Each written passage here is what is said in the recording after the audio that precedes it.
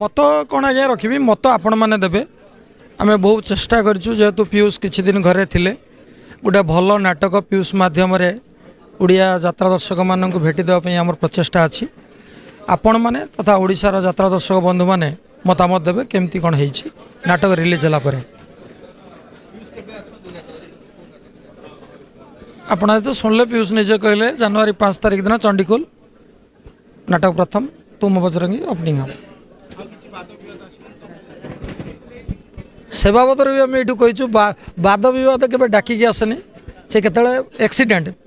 वाद बद गोटे हूँ इनसीडेंटाल केतले भी इनसीडेंट किंतु सेमती किसी असुविधा ना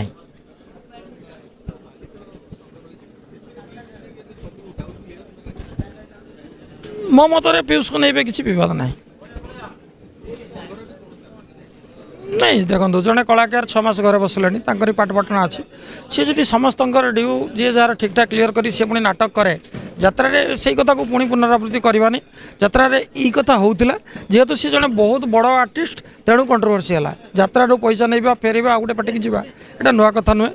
यह आम पार्टी भी होता सब जगार भी होती तेणु सी जेहेतु गोटे बड़ आर्टिस्ट तेणु टर्नआउट होता जहाँ सी तार दंड भी सी निजे पाई सारी 6 मास घरे बस सी भी पैसा हरइचे ना तेणु एवं से यात्रा को उठाई सिद्धांत कर बाबद में जदि आप किसी फिल कर मोर कौन कहार अच्छी आप रेगुलारली से कथा पचार किंतु मो मतरे आ किसी विवाद ना